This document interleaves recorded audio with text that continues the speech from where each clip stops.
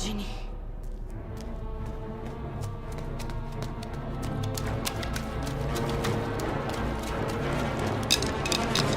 Ginny, oh, je t'en supplie, ne sois pas morte. Réveille-toi, réveille-toi.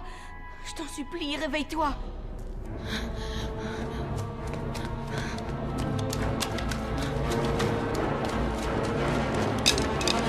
Réveille-toi, Ginny, je t'en prie, sois pas morte. Je t'en supplie, je t'en supplie. Réveille-toi. Elle ne se réveillera pas.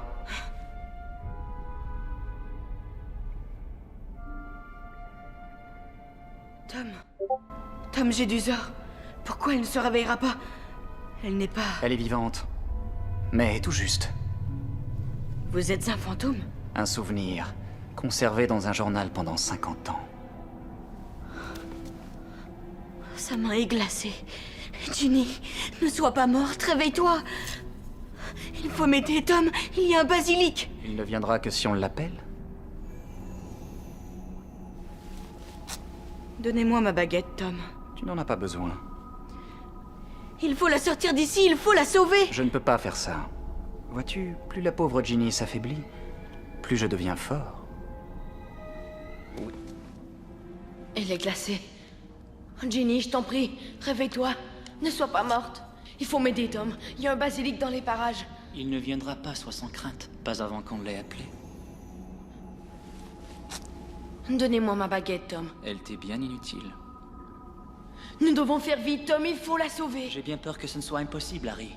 Car plus Ginny s'affaiblit, et plus je suis fort. Oui, Harry. C'est Ginny Weasley qui a ouvert la chambre des secrets. Non, elle n'aurait pas fait ça. C'est impossible. C'est Ginny qui a lâché le basilic sur les sangs de Bourbe et sur la chatte. Ginny qui a écrit les messages menaçants sur les murs. Mais pourquoi? Parce que je lui ai dit de le faire. Tu verras que je peux être très persuasif. Mais elle ne savait pas ce qu'elle faisait. Elle était, disons, dans un état second. Et puis le pouvoir du journal a commencé à l'effrayer. Elle a cherché à s'en débarrasser dans les toilettes des filles. Et là, qui le trouve, toi? La personne que j'avais le plus envie de connaître. Et pourquoi vouliez-vous me connaître? Je savais qu'il fallait que je te parle, que je te rencontre. J'ai donc décidé de te montrer ma capture de ce gros balourd de Hagrid, pour gagner ta confiance. Hagrid est mon ami. Vous lui avez tendu un piège, n'est-ce pas? C'était ma parole contre la sienne. Seul Dumbledore semblait le croire innocent. Je parie que Dumbledore avait vu clair dans votre jeu. Ensuite, qui l'a trouvé? Mais toi? Enfin, la personne que j'espérais tant connaître se montrait. Et pourquoi je voudrais qu'on m'explique? Car je voulais discuter avec toi, puis te rencontrer. Alors j'ai décidé de te montrer ma capture de ce bonnet de Hagrid pour gagner ta confiance. Hagrid est mon ami, d'accord? Et vous l'avez bien possédé, avouez. C'était ma parole contre celle de Hagrid. Et seul Dumbledore semblait croire en son innocence. Mais Dumbledore a vu clair dans votre jeu. J'ai été l'objet d'une surveillance un peu énervante après cela. Il aurait été imprudent que j'ouvre à nouveau la chambre pendant que j'étais à l'école. J'ai donc laissé derrière moi un journal qui conserverait dans ses pages celui que j'étais à 16 ans pour qu'un jour, je puisse amener quelqu'un d'autre à achever la noble tâche de Salazar Serpentard. Vous n'avez rien achevé. Dans quelques heures, le filtre de Mandragore sera prêt. Et tous ceux qui ont été pétrifiés reviendront à la vie. Je ne te l'ai pas dit? Tuer des sangs de Bourbe ne m'intéresse plus désormais. Depuis plusieurs mois, ma nouvelle cible, c'est toi. Comment se fait-il qu'un bébé dépourvu de talent magique ait pu vaincre le plus grand sorcier de tous les temps? Comment as-tu pu t'en tirer avec une simple cicatrice alors que les pouvoirs de Voldemort ont été détruits? Pourquoi ça vous intéresse tellement? Voldemort a vécu après vous. Comment se fait-il qu'un bébé sans talent magique particulier fût capable de vaincre le plus grand sorcier de tous les temps, puis s'en tirer avec une simple cicatrice alors que les pouvoirs de Voldemort furent tous détruits? Qu'est-ce que ça peut vous faire au juste homme? Voldemort vécu après vous, n'est-ce pas? Voldemort est mon passé, présent et mon avenir. Voldemort est mon passé, mon présent et mon avenir.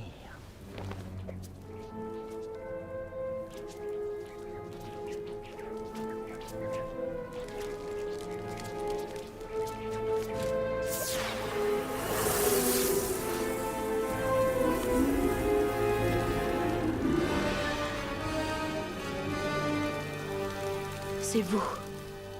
Vous êtes l'héritier de Serpentard. Vous êtes Voldemort. Tu crois peut-être que j'allais garder le nom immonde que mon moldu de père m'avait transmis? Non. Je me suis forgé un nouveau nom, un nom que tous les sorciers auraient un jour peur de prononcer lorsque je serai devenu le plus grand sorcier du monde. Albus Dumbledore est le plus grand sorcier du monde. Dumbledore a été chassé de ce château par mon simple souvenir. Il sera toujours présent, tant qu'il y aura quelqu'un pour lui rester fidèle. Albus Dumbledore est le plus grand sorcier du monde. Dumbledore fut chassé de ce château par une simple image de moi. Il va y demeurer, aussi longtemps qu'il aura de bons et loyaux disciples.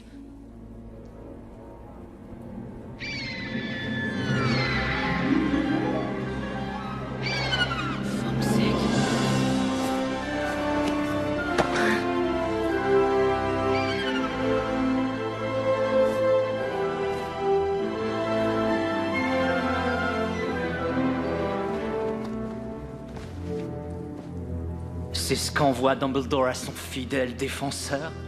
Un vieux chapeau et un oiseau.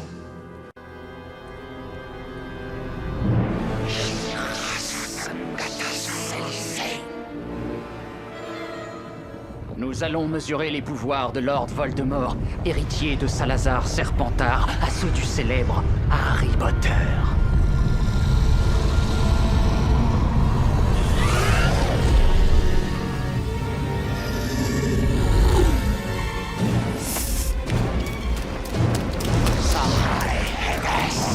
Le fourche-langue ne te sera d'aucun secours, il n'obéit qu'à moi.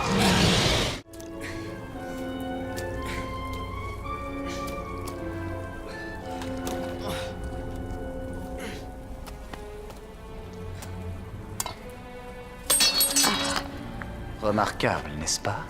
La rapidité avec laquelle le venin du basilic se répand dans les veines. Il doit te rester un peu plus d'une minute à vivre. Tu vas bientôt rejoindre ta chère mère au sang de bourbe, Harry.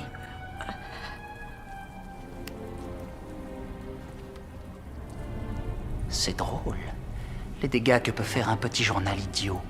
En particulier quand il tombe entre les mains d'une petite idiote. Faut dire qu'il est amusant de voir tout le mal qu'un petit journal peut causer, surtout entre les mains d'une jeune fille aussi innocente. Que fais-tu? Arrête! Non! Mais que fais-tu? Ne fais pas ça, non!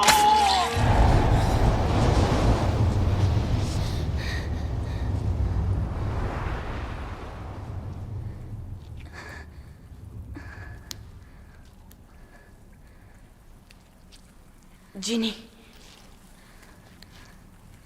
Harry. C'était moi. Mais je le jure que je voulais pas faire ça. Jedusor m'a obligée. Et...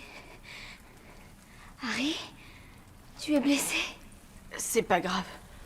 Ginny, il faut que tu sortes d'ici le plus vite possible. Traverse la chambre et tu trouveras Ron.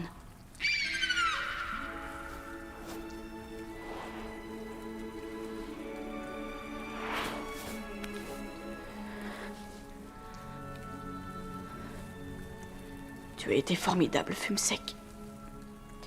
Mais je n'ai pas été assez rapide.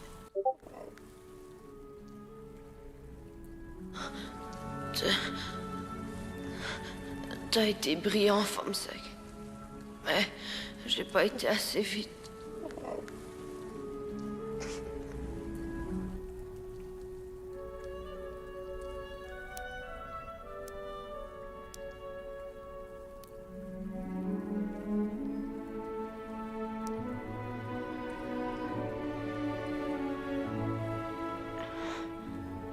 Mais oui. Les larmes du phénix ont le pouvoir de guérir. Merci. Tout va bien, Ginny. C'est fini. Ce n'est qu'un souvenir. Bien sûr. Les phénix dont une seule larme peut guérir. Merci. Tout va bien, Ginny. Tout est fini. On tourne la page maintenant.